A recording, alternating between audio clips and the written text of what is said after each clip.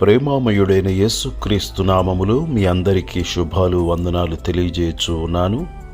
ప్రియులారా, ఈరోజు దేవుని వాగ్దానము అపోస్తులుడైన పౌలు హెబ్రీయులకు రాసిన పత్రిక 13వ అధ్యాయము 6వ వచనము. కాబట్టి ప్రభువు నాకు సహాయుడు, నేను భయపడను, నరమాత్రుడు నాకు ఏమి చేయగలడు అని మంచి ధైర్యంతో చెప్పగలవారమై ఉన్నాము. ప్రియులారా, ఇంతవరకు దేవుడు మనకు ఎబెనేజరుగా, సహాయపురాయిగా ఆయన మనకు ఉన్నాడు. నిన్ను ఏమాత్రమును విడువను, నిన్ను ఎన్నడను ఎడబాయను అని చెప్పిన యేసుక్రీస్తు ప్రభువారు మనకు తోడుగా నీడగా ఉన్నారు. ధనాపేక్ష లేని వారమై మనకు కలిగిన వాటితో మనము సంతృప్తి చెందియుందుముగాక. సమయోచితమైన సహాయము కొరకు ధైర్యముతో కృపాసనమునొద్దకు చేరుదుముగాక. కృప వెంబడి కృపను పొందుదుముగాక. ప్రియ సహోదరి సహోదరుడా, ఎవరునూ నాకు లేరని, ఎవరునూ నాకు సహాయము చేయుట లేదని నీవు కృంగిపోవచ్చున్నావా? దేవుడు మనకు సహాయము చేయు దేవుడై ఉన్నాడు. ఎవరు నిన్ను విడిచిపెట్టినా ఆయన విడువని దేవుడుగా ఉన్నాడు. ఎవరు నిన్ను మరిచిపోయినప్పటికీ ఆయన నిన్ను మరువని దేవుడుగా ఉన్నాడు. ఎవరు సహాయము చేయకపోయినప్పటికీ ఆయన నీకు సహాయము చేయు దేవుడై ఉన్నాడు. గనుక కలత చెందక, కృంగిపోక, దేవునిని ఆశ్రయించి, దేవునిని ప్రార్థించి దైవాశీర్వాదములను పొందుదుముగాక. దేవుడి మాటలు మన కొరకు దీవించునుగాక. ఆమేన్. దయగల మా తండ్రి, ప్రేమగల మా యేసు ప్రభువా, నిన్ను స్తుతిస్తున్నాము. కంటికి కనుపాపవలే ఇంతవరకు మమ్మలను కాపాడిన దేవా, పోషించిన దేవా, సజీవులుగా జ్ఞాపకము చేసుకున్న దేవా, సహాయపురాయిగా ఎబెనేజరుగా ఉన్నందుకై నిన్ను స్తుతించుచూ ఉన్నాము.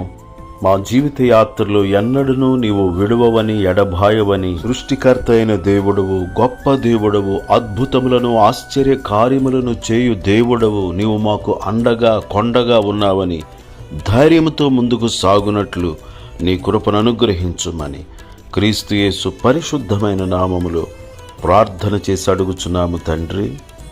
ఆమేన్.